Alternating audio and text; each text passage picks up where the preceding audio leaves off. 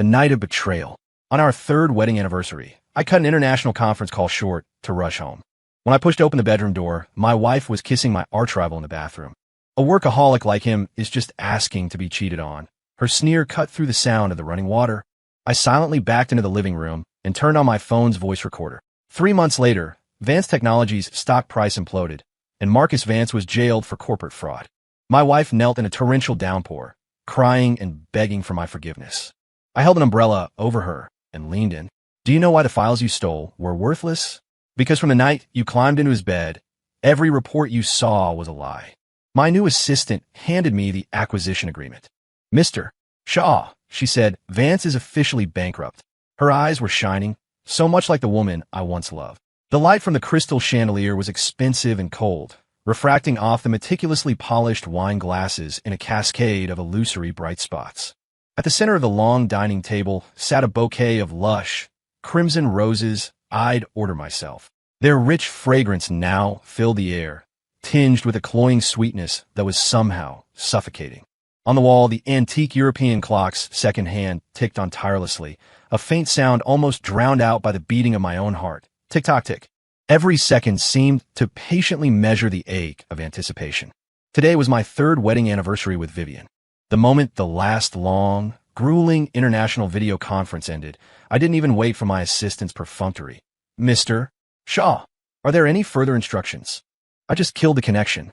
The screen went black instantly, reflecting my own face, unable to hide the exhaustion and the desperate need to be home. My expensive, Italian bespoke suit was slung carelessly over my arm as I practically sprinted onto the private jet. The roar of the engines thrummed against my eardrums in the sealed cabin. Outside the window was a deep twilight and a roiling sea of clouds. I kept rubbing the platinum wedding band on my ring finger. The cold metal warmed to my touch, and a laser-etched inscription on the inner circle, a vow only we knew, through it all, seemed to burn with a searing heat. By the time Frank, my driver, brought the car to a smooth stop in front of the estate, night had completely fallen. I opened the door and a cool night breeze, laced with the fresh scent of the garden's greenery, washed over me, instantly clearing the lingering stuffiness of the jet cabin. The house was ablaze with light but strangely quiet, with only the faint sounds of the housekeeper preparing dinner drifting from the kitchen. The candlelight dinner was already set up in the living room, flames flickering over the empty seats. Where's Vivian? I asked, handing my jacket to the butler who came to greet me, my eyes scanning the empty room. The butler kept his eyes downcast, replying respectfully. Mrs. Shaw said. She said she was a little tired and went up to the bedroom to rest. She asked that you wait for her when you arrive. There was an imperceptible hesitation in his voice. His eyes darted towards the second-floor bedroom before quickly falling again. The warmth that had been building in my chest at the thought of coming home suddenly stalled. Tired? On a night this important, a night that belonged to us? A sliver of unease, sharp and cold as an icicle, quietly pierced through my eager anticipation. I nodded, not asking any more questions, and started up the stairs. The thick wool carpet absorbed my footsteps, soft and yielding like walking on clouds. At the end of the second-floor hallway, the walnut door to the master bedroom, carved with intricate floral patterns, was slightly ajar, a sliver of dim, ambiguous light spilling from within. The bathroom terror. The instant my fingertips touched the cool metal of the doorknob, a sound, wrapped in the rush of running water, a suppressed yet wanton laugh, drilled its way into my ears without warning. Him? Ethan Shaw, a workaholic who only thinks in code and spreadsheets? He's practically begging to be cheated on. All he ever cares about is his company, his projects. He's cold. What's the difference between him and a block of stone? It was Vivian's voice. The same voice that had whispered countless sweet nothings in my ear was now a poison-laced icicle. Carried by the shower's roar, it sliced through the crack in the door, stabbed into my eardrums, and drove straight into the deepest part of my heart. Every word dripped with naked mockery and bone-deep contempt. My blood seemed to freeze for a second, only to rush back to my head in a raging torrent the next. My fingers dug into the doorframe, the hardwood biting painfully into my knuckles. My breath caught in my throat. My chest felt like it was being crushed by a 1,000-pound stone, every attempt to breathe sending waves of tearing pain through me. Inside, the water was still running, mixed with the sickening, sticky sound of kissing and a man's muffled, low laugh. That laugh, it was painfully familiar. It was Marcus Vance. the CEO of Vance Technologies, the man who fought me at every turn in the market with his underhanded tactics. My greatest rival. The world seemed to hit a mute button. All color drained away, leaving only the suffocating, dim yellow light spilling from the crack in the door. My heart hammered against my ribs, a dull, hollow echo in the cavern of my chest. A cold, metallic numbness spread from my fingertips through my entire body. There was no explosion of rage, no loss of control. A near-cruel calm, like Arctic ice, instantly encased all the searing pain. I could even feel the muscles in my face stiffen, as if I'd donned a cold, hard mask. My body reacted before my mind could catch up. I took one step back, slowly, carefully, and pushed the door back to its nearly closed position without making a sound. I turned. I walked. Every step was heavy, as if I were treading on a frozen lake covered in thorns, yet perfectly steady, without a single tremor. The recording. Back in the empty, silent living room. The butler had tactfully disappeared. Beyond the massive floor-to-ceiling windows was the deep night and the cold, indifferent neon glow of the distant city. On the dining table, the red roses were still in passionate bloom, the candlelight dancing, illuminating the empty chair opposite mine like a giant, ironic joke. I sat down on the cold leather armchair. The expensive Italian calfskin was soft to the touch, but couldn't absorb an ounce of the chill radiating from my body. My fingertips were ice cold, trembling slightly, uncontrollably.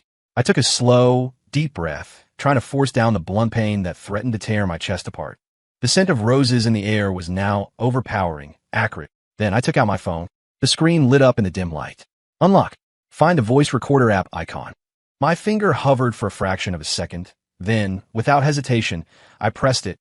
A tiny, blinking red dot appeared on the screen, like a single coagulated drop of blood. The faint, sickening sounds of water and flirtatious laughter from upstairs were faithfully captured by the phone's microphone, transformed into the dancing audio waves on the screen. I watched them, my gaze as still and placid as a frozen lake.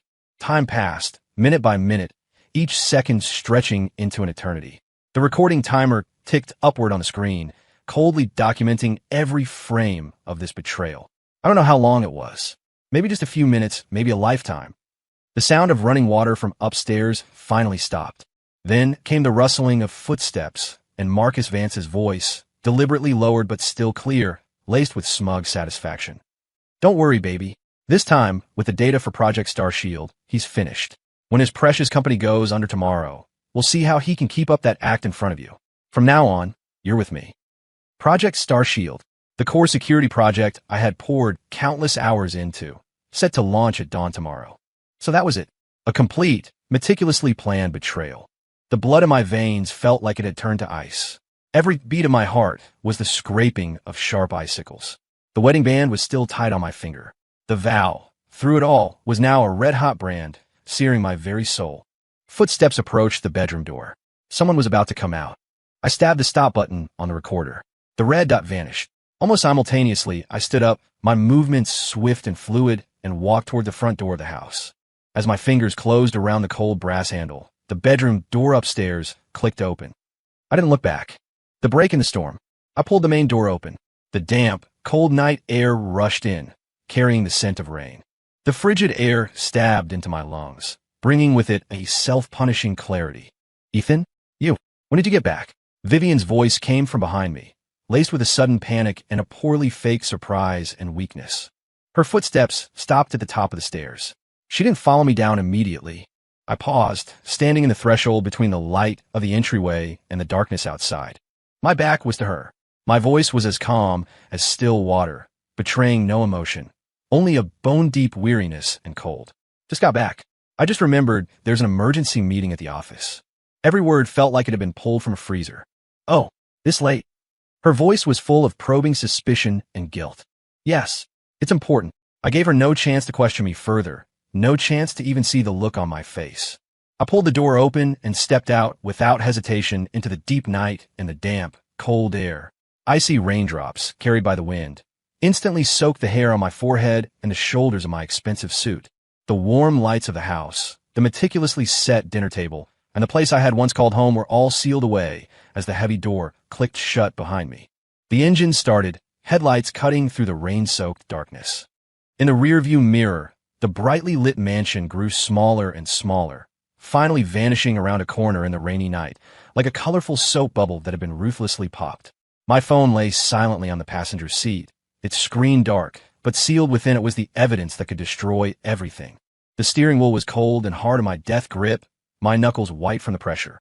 The wipers swept monotonously across the windshield, clearing a world that was simultaneously sharp and blurred. The tearing pain in my chest, catalyzed by a cold rage, was slowly settling, hardening, and finally solidifying into a resolve that was unbreakable, a fire that could burn everything to the ground. Marcus Vance, Vivian Shaw, you didn't just destroy my marriage.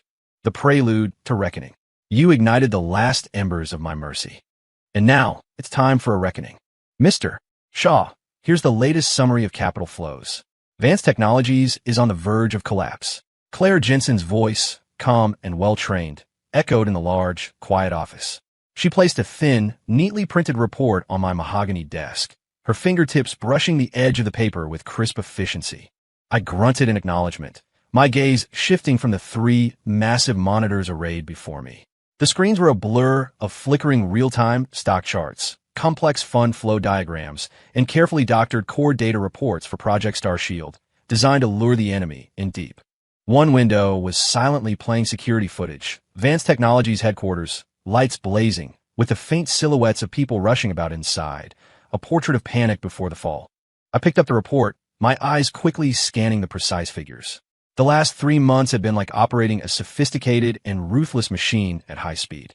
On the surface, the smokescreen that Project Starshield had been indefinitely shelved due to leaked core data and technical bottlenecks was convincing enough. It had drawn jeers from the industry and successfully convinced Vance Technologies and its associated capital that the intelligence they'd stolen was priceless, leading them to frantically double down on their investment.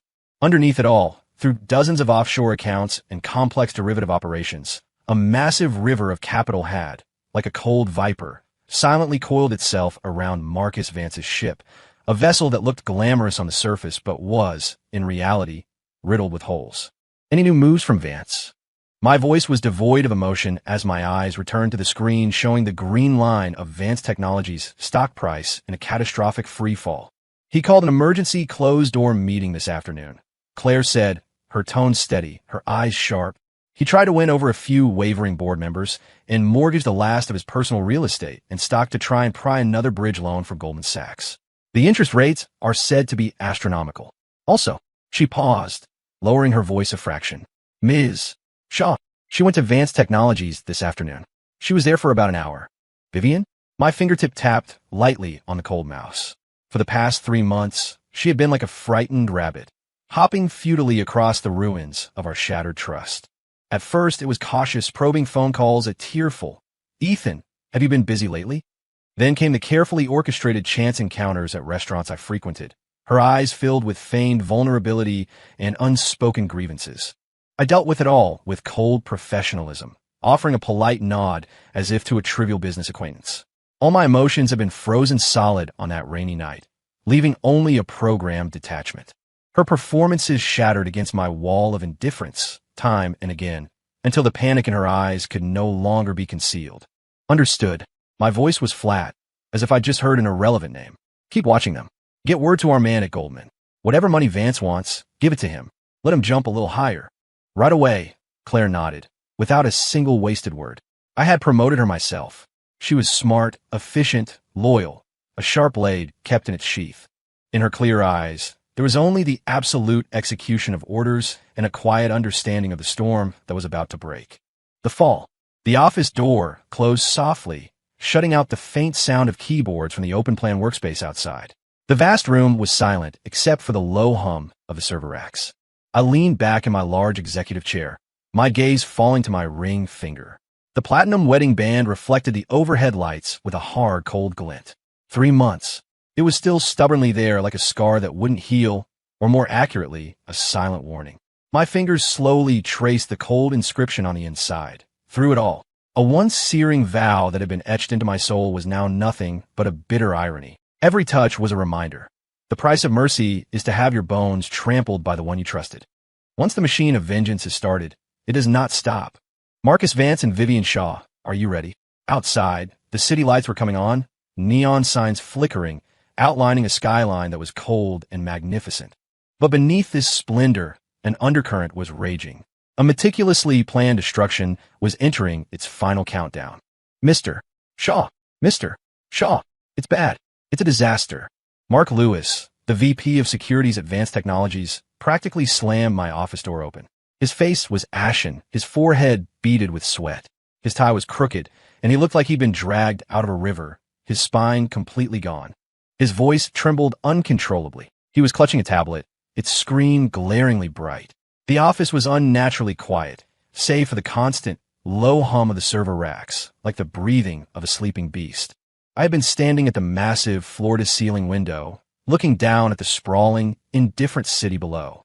The sky outside was grim, lead-gray clouds hanging low, brewing a storm. Hearing Mark's panic cries, I turned around slowly. My movements were unhurried, my face devoid of any surprise. "What is it?" My voice was calm as the Dead Sea before a hurricane. Mark stumbled towards me, his fingers shaking so badly he could barely hold the tablet. It's a crash. Our stock. It blew past the circuit breaker at the opening bell. Now it's still tanking. It's already lost 60% of its value. He shoved the tablet in my face.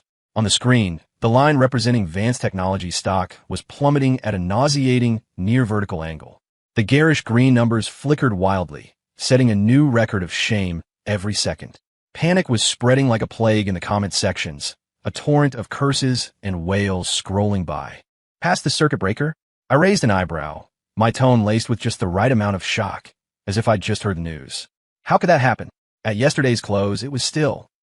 "Mr. Shaw, that's not all." Mark was on the verge of tears, his voice a desperate sob. The SEC is here. They're downstairs. And the FBI, with a warrant. They're saying we're suspected of massive financial fraud and stock manipulation. They're going to seize our records and take Mr. Vance in for questioning. He was incoherent, so terrified he looked like he was about to collapse. The raid. Just then, the office door was pushed open again, urgently. This time, it was two stern-faced officials in dark suits from the SEC, accompanied by two FBI agents, equally formal, their eyes sharp and penetrating. An invisible pressure instantly filled the room. Mark Lewis was ghost white, trembling like a leaf. Ethan Shaw, the lead SEC official, flashed his credentials, his voice cold and hard. "We're with the SEC Division of Enforcement and the FBI's White-Collar Crime Division. This is a search warrant and a summons to assist in our investigation." He placed two documents, stamped with bright red seals, on my desk. Vance Technologies is under investigation for systematic financial fraud and securities market manipulation, involving a substantial amount of money. We need your cooperation. Where is Mr. Marcus Vance? The air in the office seemed to solidify. Mark Lewis was ghost white, trembling like a leaf. "Mr. Vance?" I frowned slightly, as if deep in thought. "I don't believe he's coming to the office today. As for his exact whereabouts, I'm not sure." My gaze shifted to one of the agents. "As a current shareholder and board member, I will cooperate fully with the investigation." My tone was steady, calm, possessing an almost detached air. "Mr. Shaw, Mr. Shaw, you have to do something." Mark scrambled forward like he was grabbing his last lifeline, seizing my arm, tears and snot streaming down his face. "Mr. Vance, he can't. Something can't happen to him. The company can't go under. The collapse." I gently brushed his hand away. The gesture was light, but held an undeniable coldness. My gaze went past his desperate face, out the window to the sky, which was growing darker by the minute. When a skyscraper is falling, a single pillar can't hold it up. My voice was quiet, but it echoed clearly in the dead silent office, each word landing like a frozen pellet. The fact that Vance has come to this point isn't without reason. What's coming will come. Just then, my personal phone vibrated in my pocket. A new encrypted message from Claire appeared on the screen. Just 3 short words and an exclamation point. "The net is closed." Outside, the long-brewing storm finally broke. Fat raindrops hammered against the tempered glass of the curtain wall, a dense, furious drumming that seemed to sound the death knell for this long-overdue collapse. The rain instantly blurred the city's skyline outside, obscuring the figures of the reporters who had swarmed below, held back by police lines, their cameras flashing wildly. Vance Technologies, the ivory tower built on a foundation of lies and greed, had finally met its inevitable end in the heart of the storm. The return in the rain. The rain wasn't falling. It was being unleashed, a furious deluge, as if the sky had burst open. Heavy drops pounded on the roof of the black Rolls-Royce, a dull, dense rhythm. Outside the window, the world was consumed by a gray-white curtain of rain. The streets, the trees, the distant neon lights, all of it was twisted and blurred. The wipers were on their highest setting, frantically swiping back and forth, but could only manage to tear open a few meters of visibility through the watery veil. Mr. Shaw, the rain is really coming down. The road ahead is bad. Should we find a place to wait it out? Frank's voice, cautious and concerned, came through the rearview mirror. No, take me home, I said, leaning back against the soft leather, my eyes closed. My voice carried a weariness I couldn't hide. My body was relaxed, but my mind was like a bowstring that had been stretched taut and then suddenly released, still trembling with the aftershock. 3 months of painstaking effort, of moving every piece with precision, had finally come to a conclusion today. Marcus Vance's ashen, defeated face as the FBI led him away. The catastrophic green line of the Vance Technologies stock ticker. The swarming media vultures tearing at the last shreds of dignity. The scenes replayed silently in my mind. There was no thrill of victory, no elation of revenge. Just a vast, all-consuming exhaustion and the cold, empty void of finality. The car moved slowly into the private community, the rain showing no sign of letting up. The tires rolled through the flooded streets, kicking up muddy water. The familiar silhouette of the estate emerged from the rain, isolated and lonely, like an abandoned fortress. The plea. Just as the car was about to turn into the driveway, the headlights cut through the downpour, illuminating a solitary figure in front of the main gate. A woman. She had no umbrella, just kneeling there, ramrod straight, on the cold, rain-soaked cobblestones. Her expensive dress was drenched, clinging to her body, outlining a pathetic figure. Her meticulously styled hair was ruined, plastered in wet strands to her bloodless, pale face. Rain streamed down her forehead, her cheeks, her chin, mixing with tears to form a small puddle at her feet. She looked like a statue forgotten in a storm, a sinner broken so completely that all she could do was beg in the most humiliating way possible. It was Vivian. The car stopped a few yards away from her. Frank looked back at me, hesitant. Mr. Shaw. Wait for me. My voice was still calm, betraying no emotion. I pushed the car door open and unfolded the long-handled black umbrella I always kept beside me. The cold, wind-driven rain hit me immediately, the umbrella-y fabric crackling under the assault. I walked towards her, step by step. My dress, shoes made soft splashing sounds on the wet cobblestones. The rain was so heavy that even with the umbrella, cold drops still spattered my pant legs and sleeves. She must have heard my approach because she jerked her head up.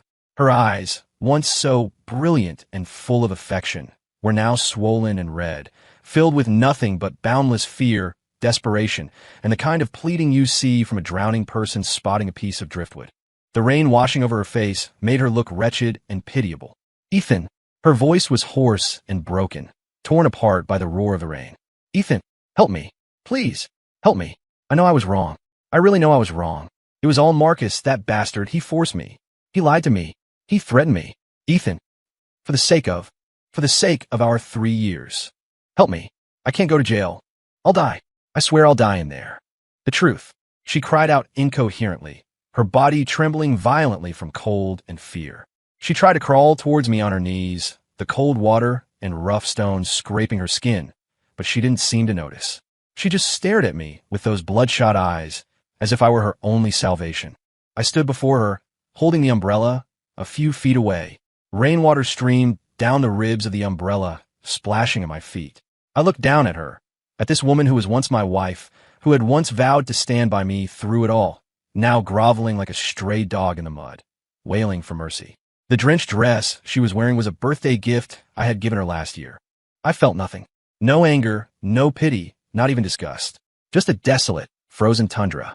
Her tears, her pleas, her excuses. It was all happening in another world, separated from me by a thick, impenetrable wall of ice. She was still crying out, her voice shrill. Ethan, say something. Forgive me just this once. Just once. I'll never do it again. Can we start over? Please? We can leave this place. Go somewhere no one knows us. I'll do anything you say. Ethan, I'm begging you.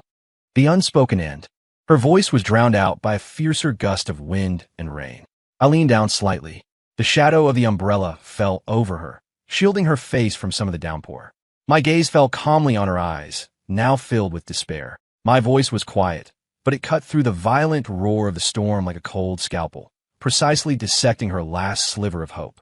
Do you know why that core Star Shield file you stole from Marcus Vance's safe was completely worthless? Her wailing stopped dead, as if an invisible hand had clamped around her throat, all her pleas caught in her windpipe. Her eyes widened, pupils constricting in utter shock and the dawning horror of realization. Her body froze, even the trembling forgotten. The rain washed over her instantly bloodless face, which was now as white as a crumpled piece of paper. Time seemed to freeze. There was only the sound of the relentless rain, an eternal lament, enveloping the two of them, the former husband and wife. Under the umbrella, I watched the faint light in her eyes extinguish completely, leaving behind nothing but the boundless, dead-ash horror of being utterly exposed. Her lips trembled, but she couldn't form another sound. The light of the garage. The answer was obvious. I straightened up and took one last look at the woman kneeling in the mud. Her world had collapsed, and all of it had been sealed from the moment she chose betrayal. Without another pause, I turned and walked, umbrella in hand, step by step towards the warm, bright light of the garage entrance. Behind me, there was only the merciless scouring of the storm and the broken, tuneless whimpers of a woman consumed by despair. Cold raindrops dripped from the edge of my umbrella, hitting the equally cold ground. Every step felt like walking on the ruins of my past. Heavy, but with a strange lightness of a burden finally cast off. Stepping into the garage, the dry, warm air instantly enveloped me. The heavy automatic door slowly lowered behind me, completely shutting out the world of torrential rain and desperate cries. Her heart-wrenching sobs, along with the cold rain, were sealed outside. "Mr. Shaw," a clear, familiar voice spoke up, its tone perfectly steady, with a hint of concern that was almost imperceptible. I looked up. Claire Jensen was standing in the doorway that led from the garage into the house.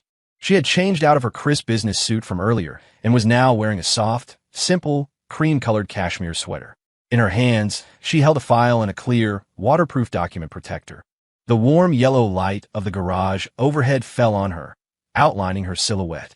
Her cheeks were faintly flushed from the temperature difference, and a few strands of hair, dampened by the humid air from outside, clung softly to her smooth forehead. Her eyes, always so clear and focused, were looking at me now, as clean and bright as a sky washed clear by rain, carrying a warm and resolute strength. A new dawn. "Claire." I was surprised. I stopped, leaning the still-dripping umbrella against the wall. "What are you doing here? The weather is terrible." I was worried I'd get held up on the road. "The final confirmation documents for the Vance bankruptcy liquidation need your signature tonight, so they can be formally submitted to the court and the creditors committee first thing in the morning." Her words were clear and professional, her movements efficient as she handed the file to me, without a trace of unnecessary emotion. I just finished with the last details and thought it would be safer to bring it over myself. "I just got here and saw your car pulling in." Her eyes flickered over the rain-dampened patch on my shoulder before returning to my face, a silent question in them. I took the file, which was still warm from her hand. Inside the transparent sleeve, the contract that signified the complete annihilation of the Vance Empire was clearly visible. The black title, the red seal, the cold clauses. Every word was a crystallization of the past 3 months of sleepless plotting and ruthless execution. It felt heavy. "Thank you." My voice was still a little hoarse, carrying the damp chill of the rainy night and a fatigue that wouldn't leave. The garage was silent, except for the muffled, distant sound of the rain drumming against the closed door. Claire shook her head slightly, the corners of her lips turning up in a small, but genuine, smile. "Of course, Mr. Shaw. The most critical steps are done.